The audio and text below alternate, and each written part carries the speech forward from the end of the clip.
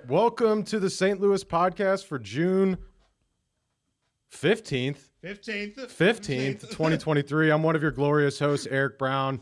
Garrett Atkins is out again this week. He still has Atkins disease. If you want to know what that is, feel free to hit him in the DMs on Instagram. He'll be more than happy to send you the WebMD article he pulls all of his information from. You got myself, Garrett Atkins. Not really. Eric Brown. And I am the CEO of an award-winning and fastest-growing digital marketing company, founder of the studio we're sitting in right now, chairman of a holding company that owns multiple home service companies, writer for Forbes.com via the Forbes Agency Council, and I'm not alongside Garrett Atkins, my co-host today.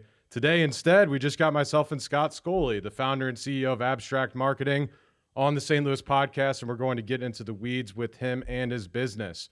But before we do, this is the St. Louis podcast where each and every Friday at 7 a.m. Central Standard Time, we drop an episode on all major podcasting, audio, and video platforms where we meet with the most badass people, and creators to talk about business, entrepreneurship, and current events. You can watch the show live or later on youtube.com/the St. Louis podcast. Just like Katie Baker is not currently this week out of town. Hopefully she'll listen next week. But Matt Parker is right behind the glass right now. So let's jump in. Scott, how are you doing today? Incredible. How are you doing? Not too bad. I cannot complain. It's been a successful day so far. We got, as I said before, Scott Scully on the podcast. He is currently founder and CEO of Abstrakt Marketing. Led the company to become one of the most successful privately held marketing startups in the St. Louis region. And I mean, arguably, obviously, a lot larger than that region now with over 300 team members and growing now in all 50 states. We just talked about some of the numbers beforehand, but in 2019, you guys made $27 million in annual revenue. Your current goals for this year are $75 million. You said you should easily surpass that with the expectation of hitting $100 million annual revenue by next year, which is awesome. You also had two other marketing companies in the past that you grew, and they exceeded $12 million in annual revenue. Right now, kind of your main focus for Abstrakt is clients or lead generation, B2B marketing, and appointment setting. You also, as we talked about beforehand, co-host a podcast, The Grow Show, which is a podcast for business leaders and entrepreneurs with a growth mindset. Their weekly episodes and soon to be bi-weekly episodes share real stories and actionable insights from experienced leaders. So with that said, I kind of went over, a basic itinerary with you beforehand on what I think our, viewers and listeners really would kind of want to hear about. The first thing I always like to talk about is kind of how you grew up, where you came from, and really why you turned into an entrepreneur in the first place. Because usually there's some sort of story that goes back to childhood, parents, whatever have you. Do you have a story like that? Yeah. First of all, do you feel more powerful without Garrett? A little bit. Like you're kind of doing what? Yeah. Something to look at. Garrett shouldn't have stepped out. You might be in trouble.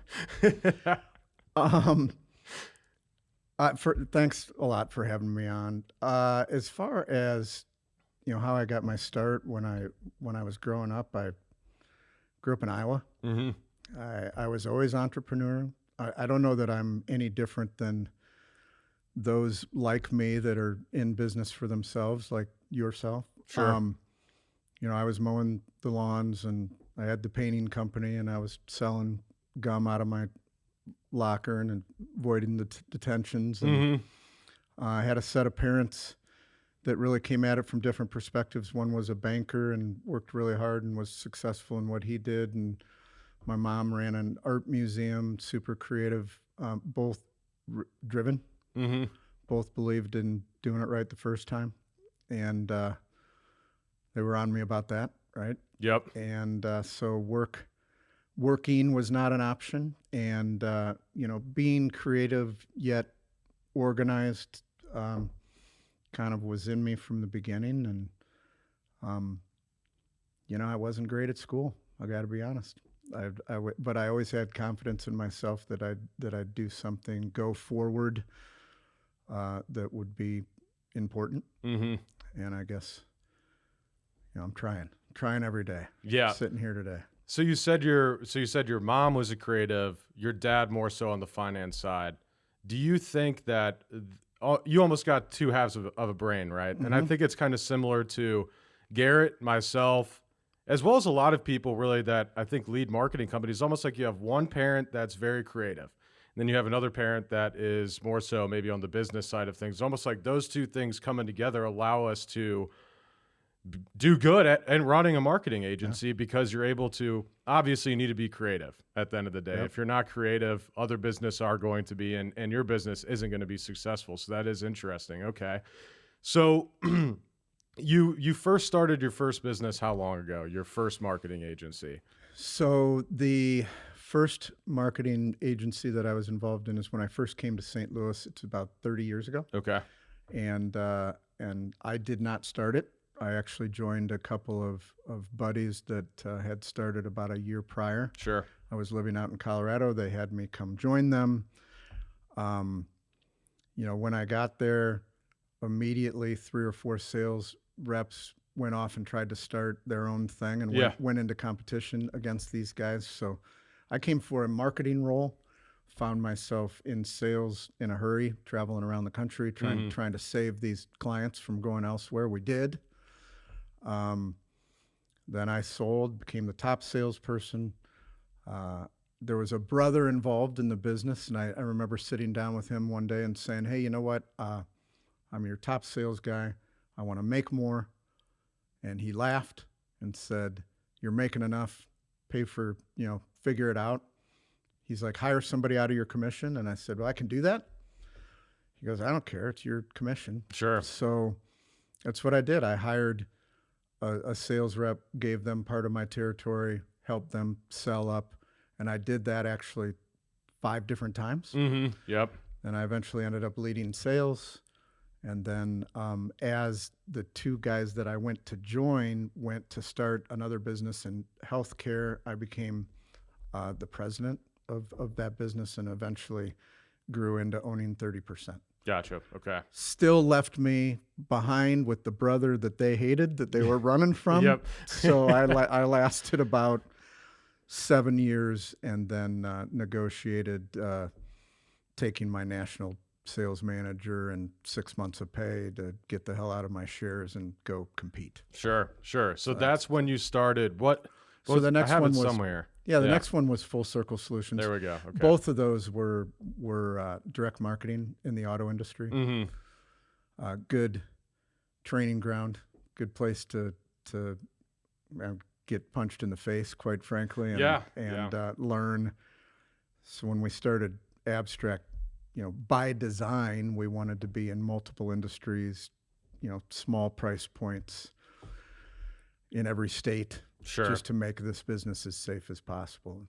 So we did almost everything different. Yes. than the 2 prior, which were pretty stressful because revenue was up and down, and the automotive industry is just always in turmoil. Well, I would think the automotive industry, it goes up and down based on the time of the year, right? So I'm assuming that coincides directly with the revenue of your company. I mean, I had to, and we were in big with Chrysler. We were a preferred vendor, and we would do big regional programs for them. And 1 month we'd do $1 million, but it was project based, and the next month we'd do $500,000. Right.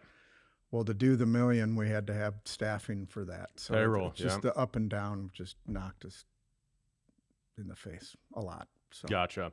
So you said you took over a couple people from, you took people from Full Circle over to Abstrakt? So then from Full Circle to Abstrakt, did start that. And we grew that very quickly. Another Inc. magazine company year over year. And we got to a spot where early on we had a vendor that invested in us. Sure. And they had the right to, go all in and buy all of us if it ever made sense. And at a particular point in time in that company, we made the decision to, we were on the street, 100% on the street, on planes, like out with car dealers, spending a fortune. We said, let's pull it all in. And to pull it all in, we had to create a culture kind of second to none, and a sales process to do all of this 100% from the phone with people that were used to doing it face to face. And when we did that, we had this inside sales infrastructure, and they had a much larger organization and good products and services, and they wanted the inside sales piece. Sure, yeah. So they made an offer to buy us. It was going to be good for everybody. I was going to run their automotive division, good opportunity for me as well. And it was right when things crashed, 08, 09. Like Sure. in fact, we closed 2 weeks before all shit broke loose. And so we were lucky. And Chrysler was in a horrible spot. Yep. So that business and whatever the earnout was going to be was completely different at that point. So I renegotiated and went out on the outside and took 3 people at that point in time and just did a contract with them to do their marketing for them. And that was my new earnout. Sure, yeah. And then I just took that money that they paid me, my fee, to hire other people. And then in the first couple of years, we just figured out who we wanted to be. Sure. Going forward. But didn't start on purpose. Gotcha. Okay. Yes. Didn't start on purpose. So obviously you got a lot of people now. I mean, I have 300 team members. How many people are you guys sitting at right now? 550. Right. So obviously a little behind the date here. So you got 550 people.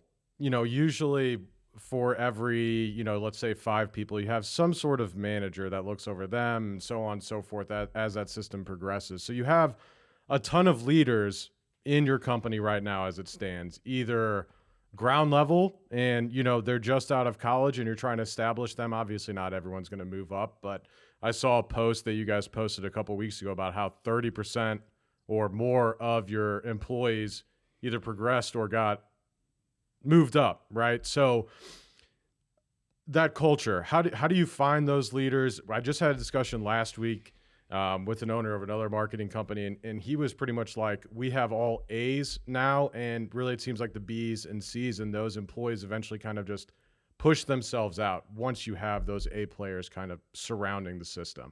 He said he has all A's. He's lying. He's a liar. I love him though. I love him for it. Sorry, I interrupted. No. So do you find that usually those A players eventually push those B and C players out? And also, how do you establish leaders in your business? How do you empower those people? How do you find it so successful to move those people up in your organization? Because it seems like a lot of organizations don't have that even set up for a lot of those people to even move up in the system. There's nothing to gamify. There's nothing to win. There's no upward momentum. And there's really nobody building other people to really take that place of that next person that wants to move up. So with leadership, I mean, do you instill anything in your leaders from the top down perspective as to really how they should instill that in not only new people, but continuing to obviously lead those salespeople? You got business development managers or however the system's set up. So how do you instill leadership in all of those people? That's a lot. First off, and just attracting the people off the get-go, we have 20 plus different career paths, and that doesn't exist if the growth doesn't exist. So we're super committed to investing to make sure that we're growing by at least 20% every year, so that the people that are coming in not because they love the first job that they're taking, because most of them don't, but that they actually do have opportunity going forward. So I think that that's important. That's how we attract really good people, because they can come in and they can see that they can stay in one place and not necessarily even have to know what they want to do forever, because there's so many different opportunities. They could come to one spot, develop, try on different hats, and become more well-rounded. The other thing is, once people are in, we're super committed to best practices every week, and it's a mission of ours to or in our core values to make sure that everybody gets at least an hour of continuing education every single week. Okay. And, that's in our regular touch bases weekly with management on what those topics are, what they need to work on. They get points for that and actually earn up to a black belt in training. Okay. So we have kind of gamified Yes. them going through the training, and with the goal of being a black belt, which will help you when you're getting considered for other roles within the organization. And then we have turned things kind of into a math problem where every single position has a number behind it. So if we add this much revenue, we'll add another one of these. And for every one of those, or for every 7 or 8 of those, we add a manager. And we have quarterly vision meetings, and we talk a lot about that, our growth and what that's going to mean, and the opportunities that are opening up and what they can shoot for. We have internal career fairs. We're pretty obsessive about it. As far as then selecting the right leaders, for us, we have A-player tendencies, 5 A's, and then we have trust, values, and there's an interview process. And it isn't necessarily the best individual contributor. It's people that have displayed some of these characteristics, and they've been to best practices, and they've been learning along the way so that we can get them as prepared as possible when they get into the position. If we had a weakness, I would tell you, and of course we have weaknesses, but one of them would be that we put managers in probably before they're ready, because we do want to promote from within. Sure. But then we're pouring into them big time, and there's usually a director over them that is tenured, that's been there, can sit alongside them, do the job with them for as long as possible until they develop. But that way you can also control and also teach them best management practices. They come from somewhere else. I mean, we find it with growing our sales team right now. It's like, you may get someone that's super impressive from the outside, but then they go in and it's like, they don't follow any of the processes, the protocols, and they just don't do the job correctly at the end of the day, which is... No, and we're grinding. I've tried hiring like high-level managers from the outside from different places, and I've failed. And maybe it's me or us, but we've just had way better luck with somebody that's been there, understands the environment, knows what we want to do, and they're just totally committed to where we're going and have the characteristics of being a good manager. Maybe they just don't have the years of experience. Sure. I think we'd rather pour into them. Yep. Because of the work that they're doing and how much they want it, versus somebody that came from somewhere else. And honestly, from a larger organization, they came from somewhere else and they're not in the weeds and are not willing to get into the weeds. And and a lot of times had a more seasoned staff that they were managing, which is a hell of a lot easier. Sure. Yeah, it is. Yep. Than a staff full of green people. Right? So and you got to be able to do what they do, in my opinion, to lead. You have to be willing to step in, not ask people to do things that you wouldn't do or that you can't do. I mean, we've found, we've got these, on our outbound side, we've got a sales manager that has 10 people on the phone. By the way, that's the most people that we have reporting to one manager. Sure. Like anywhere else, it could be 5 to 7, like you're talking about. But if that person was coaching them or running that team and getting to a percent to goal and hadn't done that job before, they don't understand the process, they're unwilling to get on the phone, show somebody how it's done. Yeah. It just isn't going to work. Yeah. It won't. We've tried to hire, Garrett, myself, everyone in our company is like 29, 30, 31 years old. And we've tried to bring a couple of people on from outside, either from corporate America or anything like that. And it's almost like they come into our environment and they can't handle it. They can't handle, I don't know if it's the in and out. I don't know if it's the startup environment, if you will, of like, we're always trying to change. We're always doing something different. We're always moving forward, building something new, whatever have you. It's just like you bring these people on and they didn't have a lot to do almost. It's like they just didn't have a lot to do, or it was all busy work. Right. It was whatever have you. And they come in and they're just like, they really can't offer any value at the end of the day. But of course, that sheet of paper, and maybe even in their interview process, they sounded great. But you get them in and you're just like, shit, got another one.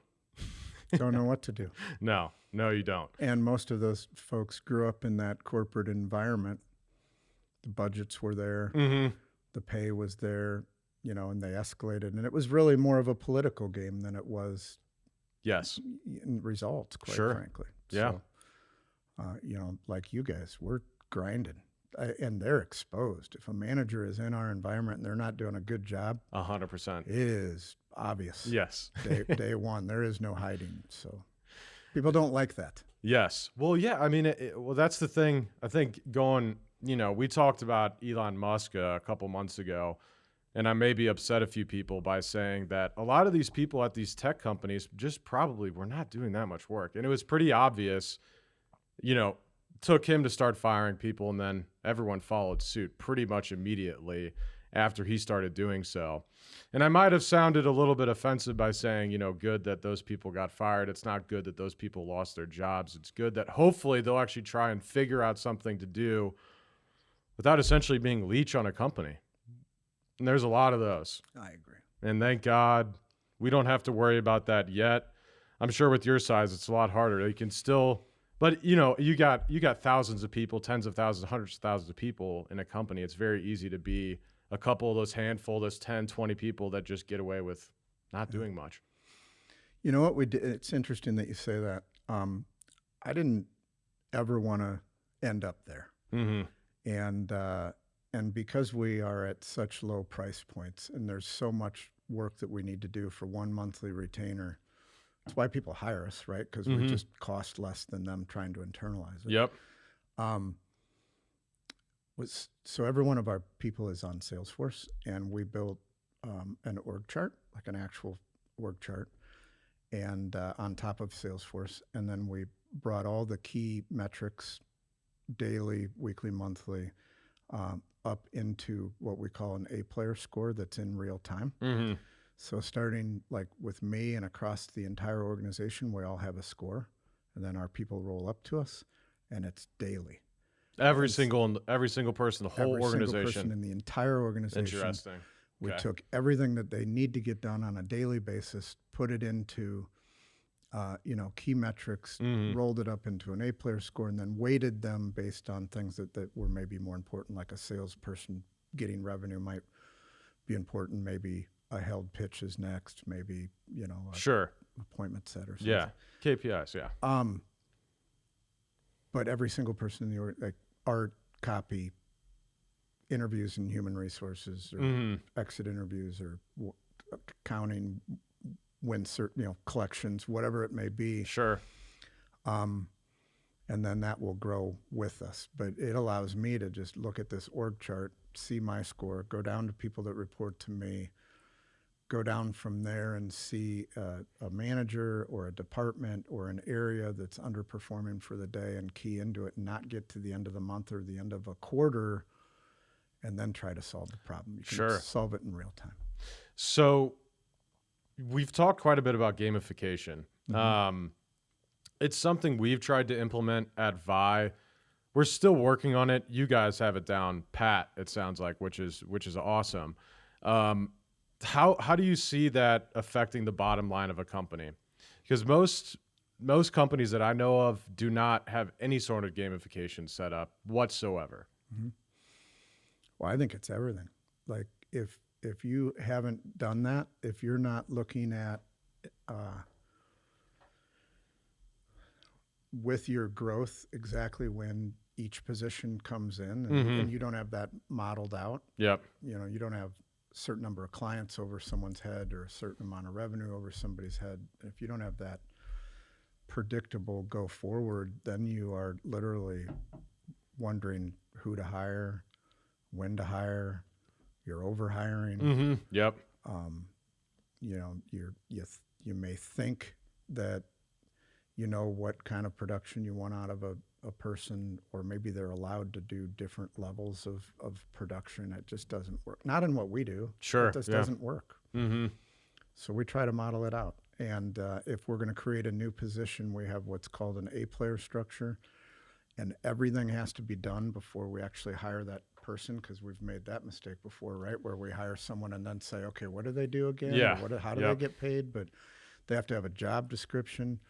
They have to have a pay plan. They have to have, it has to have vision for the position, like when's the next one added, what their A-player score is, training guidelines. Like, we try to go model out the entire position before adding one. And we did not always do that. And we hired, hey, maybe we could hire someone to call, all of our lost clients. Yep. That'd be cool. No one's doing that. Then you hire them and you don't really know what their activities are on a daily basis, or how you pay them, or what works. And we're trying to solve that problem. So how long did it take you to learn that? I don't know if you're ever done learning, right? No, you're definitely not. Even though you have things set up, every once in a while you make mistakes. But I would say, it took us a couple of years to figure out who we wanted to be when we grew up, and then the couple of years after that, where we had some significant growth and you had some pain. Yep. So I'd say after the first 4 years in this entity, it's like, we got to figure this out. Sure. We got to stop making the same mistakes. And so all the listeners right now, if you haven't done any of that planning or gamification for your company, learn from Scott and go ahead and get that set up immediately. That'll make your company run a hell of a lot better, I would think. So, I got some other stuff I wanted to walk through with you, really based on a lot of leadership things. And if you want, we can get into some news as well. But really I wanted to focus on a few other things as far as leaders is concerned. So before you guys get into that, go ahead and do the ad read. Yes, I can do that. We'll be right back with the... I'm just botching over here today. We'll be right back with a message from our sponsor. Hey there, St. Louis podcast listeners. We've got some exciting news from our sponsor, Farmers Insurance of St. Louis, led by the man, the myth, the legend, Mark Lee. Mark Lee of Farmers Insurance is recruiting agency owners here in St. Louis. That's right, Garrett, and everyone knows what Farmers Insurance is, and if they don't, they will now. Yes, it's kind of a household name. That said, as many of you know, a large part of our audience is made up of badass business owners, entrepreneurs, and top producing sales professionals with an open mind like yourself. Farmers Insurance is currently searching for driven individuals who aspire to own their own business or already own their own business and want to add another income stream to join the Farmers Insurance brand and own their own insurance agency. This is a stellar opportunity to build your own insurance agency from scratch, take over an existing agency, or if you're just a slow roller, we know you the guys out there and ladies, get paid to train under an existing successful agency owner before starting your own. Holy shit, Eric. That means that whether you have experience as a business owner or you've never heard the word business before in your life, there's a pathway to owning your own business through Farmers Insurance Agency led by Mark Lee. That's right. You can become a Farmers Insurance business owner even if you've been homeless in the past, just like you. Yeah, thanks. If you've ever dreamt of being your own boss, building a team under a reputable brand, and making a difference in your community by offering top-tier auto, home, and commercial insurance to consumers and businesses in your area, Farmers Insurance of St. Louis, led by the godlike man himself, Mark Lee, has the perfect opportunity for you. Visit insurancecareerstl.com to speak with Mark Lee, the district manager of Farmers Insurance of St. Louis, to become a Farmers Insurance agency owner today. Did you hear that, St. Louis? Go visit insurancecareerstl.com. Insurancecareerstl.com. That is INSURANCE, career, CAREERSTL.com. To become a business owner today, again, one more time, visit insurancecareerstl, as in St. Louis.com today. right now, this second, or reach out to us at stlouispodcast.com and we'll introduce you to Mark Lee ourselves. And I promise he won't spell out insurance and career to you. Now back to the show. All right, and now we're back. Okay. So sorry, going back to organization, leadership. So where do great ideas come from in your organization?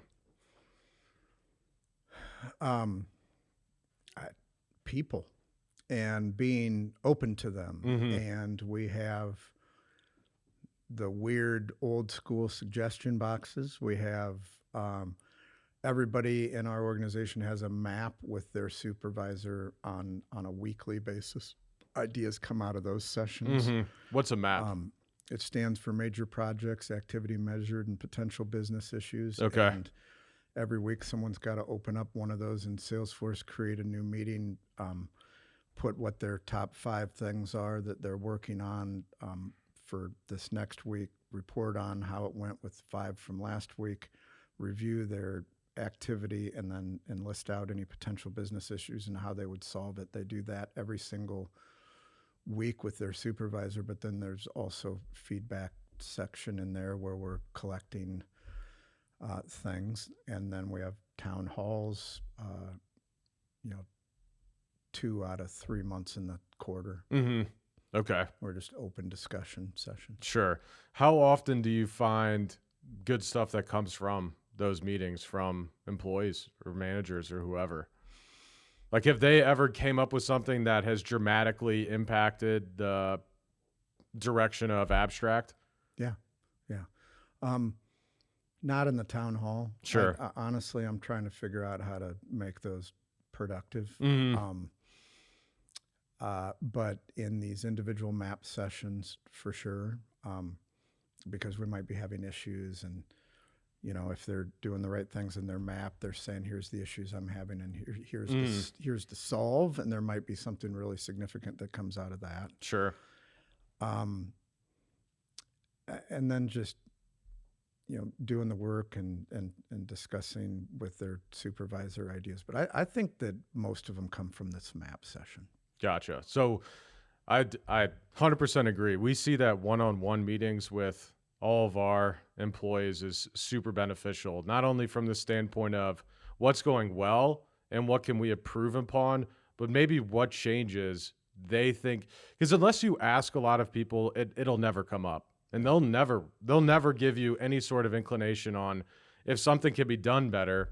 Because at the end of the day, that's just not a lot of these people's positions or roles, right? So most companies don't even give them the opportunity to stand up and say something and come up with a good opportunity. Can you think of a time where someone gave you guys something and that changed Abstrakt?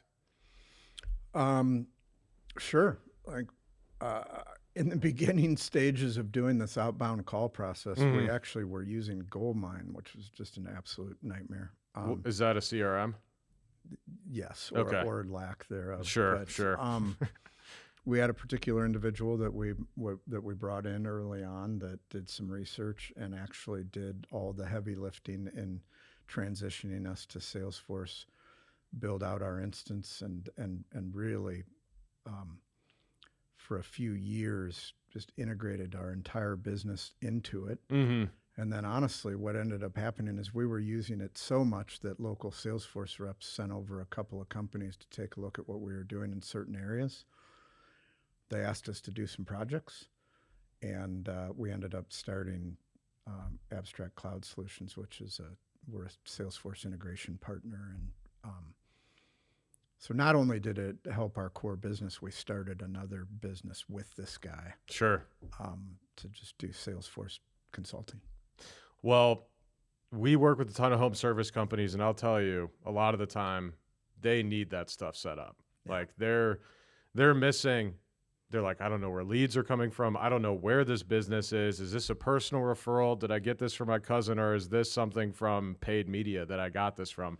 And a lot of the time, people literally have no idea. So definitely tracking that stuff and making sure you have a CRM in place. And it's really something that I think at Vi we're kind of lacking right now, to be honest with you. We have like a basic CRM where we can track, did this come from SEO or ads or whatever paid structure, but we don't really have Salesforce is a beast in and of itself. This is more just a basic, hey, where'd this come from? You can type in sales and quote values, but I think kind of next step for us is definitely implementing some sort of CRM solution, because I think we're losing business potentially to other marketing companies that do that. Even if they don't do anywhere as near of a good service as we do, they just offer that thing that is a large pain point for a lot of people, and we just can't provide it right now. So with that said, I also know that you guys, email marketing, you guys got that set up. Was that 2 years ago? As COVID kind of screws around the years. Was it 2020 or Sapper or 2021? 21. Okay. Yeah, the acquisition of Sapper. So the reason I bring that up is obviously a lot of what you guys do is appointment setting and B2B cold calling. So with that said, you guys are reaching out to those people, and obviously the more touch points that you can have, not only through cold call, but also say email or, LinkedIn, or you're mailing them a gift, whatever, the better. So was that kind of your thought of bringing that in? Is that way you can have multiple touch points on different action channels essentially with those people? Yeah. So we have an outbound product, and we had an inbound product where we're, developing websites, creating content, engaging on social, whatever it may be. And we felt like email was a significant part of it. So we made that acquisition. We're looking at some others to just enhance our overall likelihood of success in multi-channel. To us, the future looks like, who cares where it came from? I called you, I emailed you, I got you on a form, I hit you on LinkedIn, whatever, right? Yeah.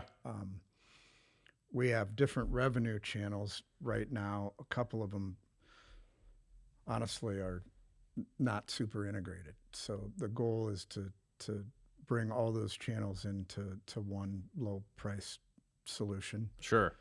That's sticky. That people just that client can't duplicate. There's no way they can internalize all of those things. It would be way too expensive for the monthly fee that we charge, and we're getting close.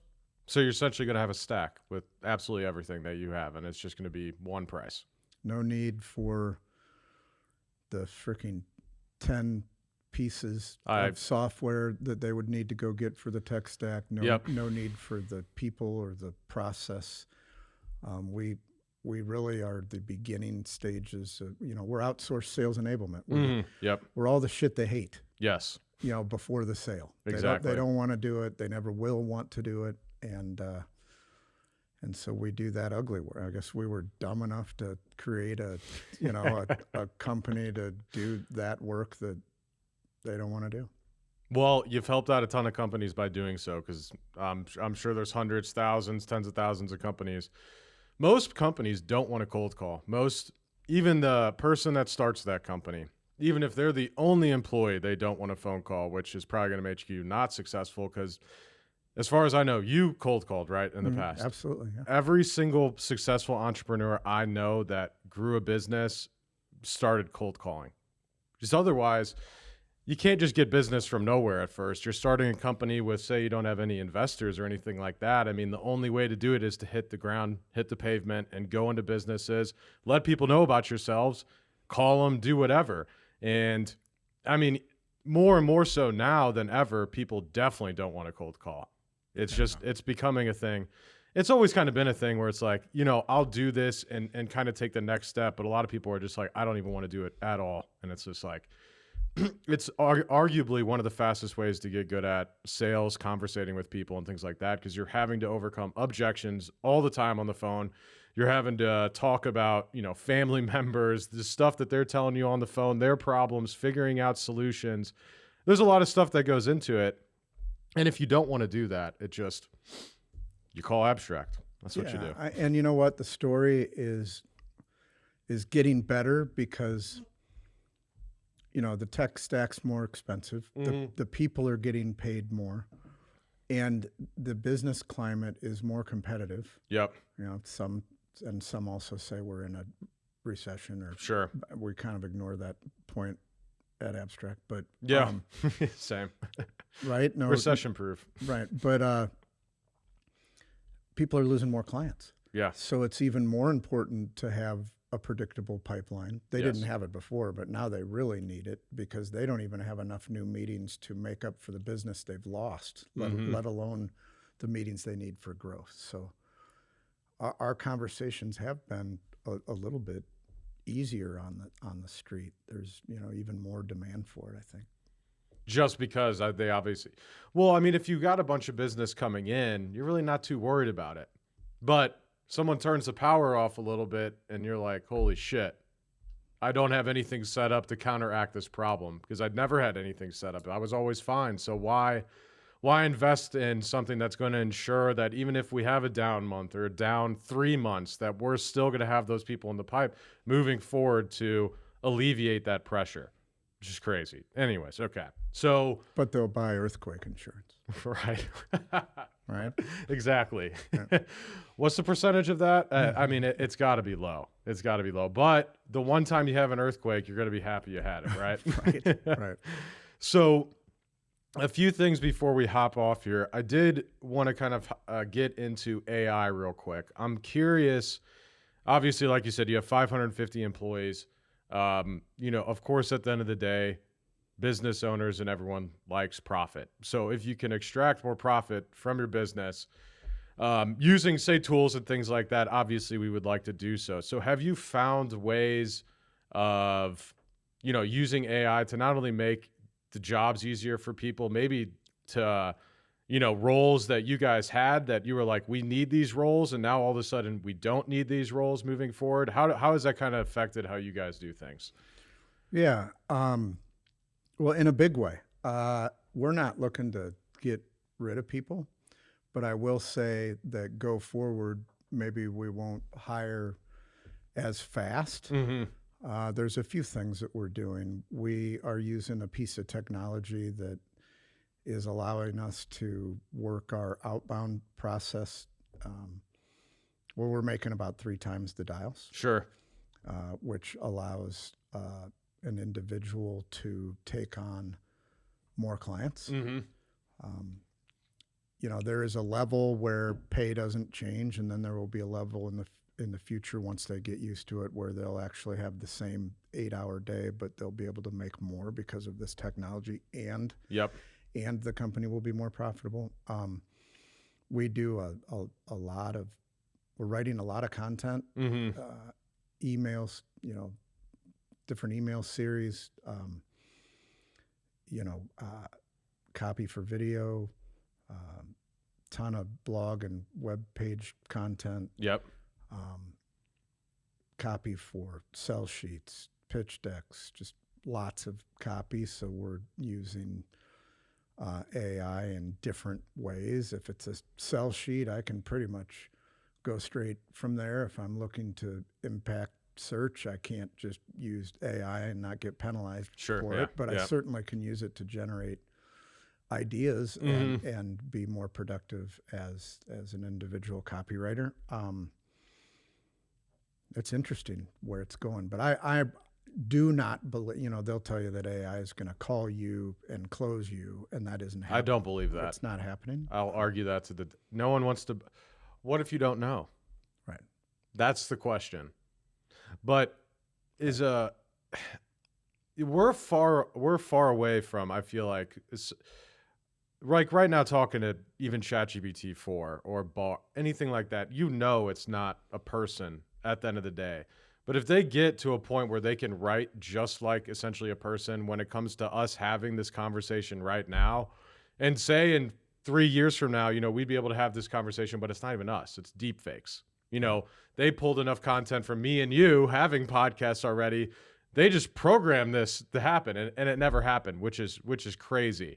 But yeah, I mean, we've seen AI in our company, we've seen, especially with, SEO, content, copy for website, anything that has to come with ideas, content, copy, things like that. We've seen 2 to 3 times more work we're able to get out of a person now, which is insane. And really all that means is now not only can that person make a hell of a lot more money because they can take on 2 to 3 times the workload, but of course that means I mean, the one thing that's the hardest thing to do right now is hiring. So let's take that out of the equation and make that easier on ourselves. And that's one easy way to do so is by using AI. Yeah. But there's just so much more, right? Yes. Yes. In keyword strategy and Yep. and just competitive research and I don't know, client relationships. You still have to have the knowledge. Yeah, it's It just just makes you a better weapon at the end of the day. Yeah. Which is awesome. Do you see AI ever taking the mediocre players essentially out of the business? As far as, say, mediocre marketers, people that they're the average of the bunch. You know, they're not A players. They're not even B players. They're C players. Because I feel like those are the type of people that is eventually, not right now, maybe 5 years down the road, will get replaced by AI. Because at the end of the day, it's like, well, your output is this. This machine is free and its output is this. That's a good question. I'm thinking of one thing as you asked that, not necessarily AI, but just one of the pieces of technology that we use. Mm-hmm. We talk about this. It's like people come in and not everybody, I don't know, for one reason or the other, no matter how much training goes into it, not everybody has the skill set to be good at setting a new appointment. Yeah. But there's a lot of work that goes into that because there just are no perfect lists. So we do a lot of cleansing, data collecting, changing, adjusting emails, KDM names, direct lines, things like that. And honestly, I think that technology could make the person that wasn't that great actually super useful because we could use them to do cleansing, for instance, and do 100% of that in their ramp up, and then have somebody that's more tenured or has more of a skill set to focus on the good data and where we know the actual KDM and how to contact them. I don't know. I think about it more. That's a good point. I think about it more like that. Like how can we get the most out of every level of person? Because as much as I want 100% A players, and as much as we have things in place to try to do that, I just don't buy that 100% of an organization is full of A players unless it's, I don't know, 10 people. Sure. Makes sense. Yeah. But not when you get to 50. Yeah. Not when you get to 100. I think, you know, he's probably, I don't know, 20, 30 people. I'm sorry. I'm not sure how big his organization is, but he brought up some good points, and it was essentially like they almost all got rid of themselves because he does similar to kind of what we do, just essentially a larger scale. He's like 5 years ahead of us. And, you know, anyways, it doesn't matter. It doesn't matter. I forgot where I was going with that. I'm picking on him. I'm sorry. I'm sure that he has 25 A players. And we could learn from him. Yeah, that's right. Let's see. We'll go ahead and wrap up and get out of here. But before we do, is there anything you'd like to tell the audience? Anything about Abstrakt, yourself? Anything you want to highlight? Go ahead and tell them now. You know, one thing that I wanted to mention. So, you know, we're working with about 2,000 clients around the country, and we started to hear, you know, speaking of people, we started to hear from our clients, "Hey, love you, but I don't have the manpower to handle the growth."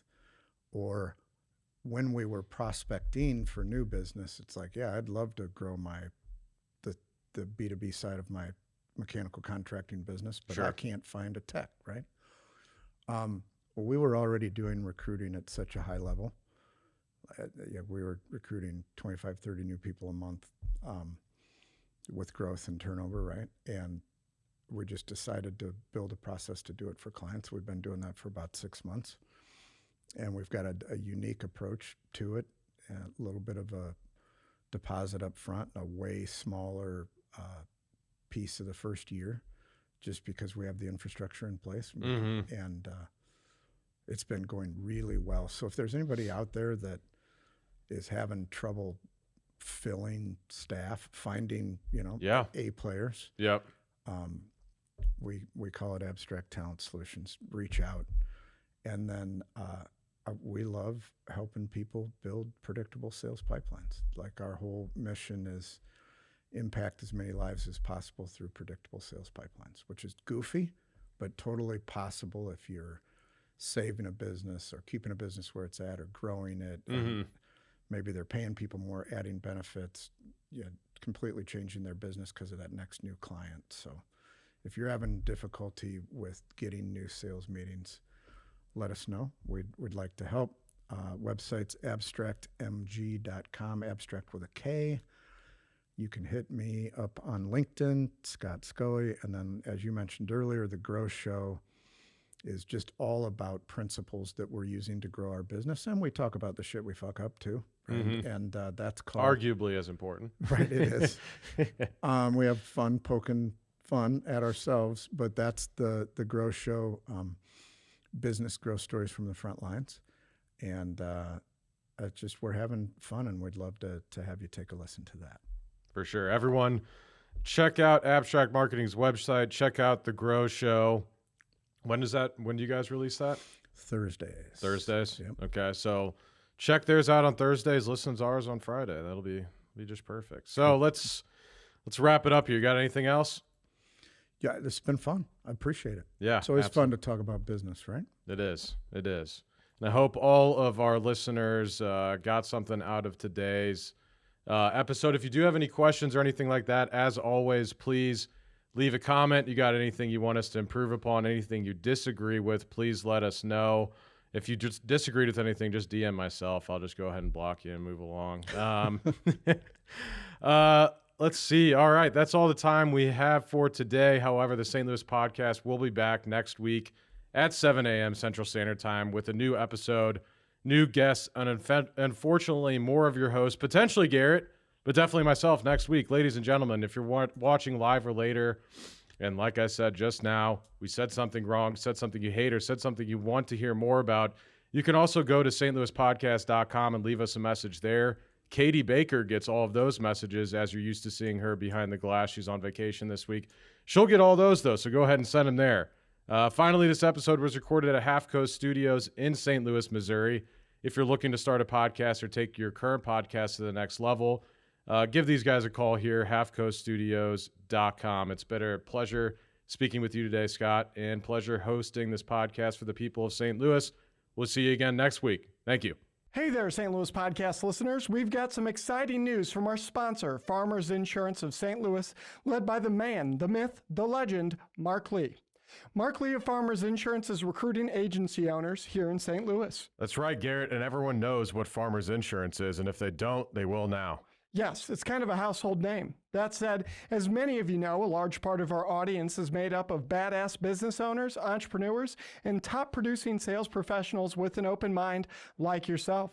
Farmers Insurance is currently searching for driven individuals who aspire to own their own business or already own their own business and want to add another income stream to join the Farmers Insurance brand and own their own insurance agency. This is a stellar opportunity to build your own insurance agency from scratch, take over an existing agency, or if you're just a slow roller, we know you the guys out there and ladies, get paid to train under an existing successful agency owner before starting your own. Holy shit, Eric. That means that whether you have experience as a business owner or you've never heard the word business before in your life, there's a pathway to owning your own business through Farmers Insurance Agency led by Mark Lee. That's right. You can become a Farmers Insurance business owner even if you've been homeless in the past, just like you. Yeah, thanks. If you've ever dreamt of being your own boss, building a team under a reputable brand, and making a difference in your community by offering top-tier auto, home, and commercial insurance to consumers and businesses in your area, Farmers Insurance of St. Louis, led by the godlike man himself, Mark Lee, has the perfect opportunity for you. Visit insurancecareerstl.com to speak with Mark Lee, the district manager of Farmers Insurance of St. Louis, to become a Farmers Insurance agency owner today. Did you hear that, St. Louis? Go visit insurancecareerstl.com. Insurancecareerstl.com. That is INSURANCE. Career, CAREERSTL.com. To become a business owner today. Again, one more time. Visit insurancecareer, STL, as in St. Louis.com today, right now, this second, or reach out to us at stlouispodcast.com and we'll introduce you to Mark Lee ourselves. And I promise he won't spell out insurance and career to you.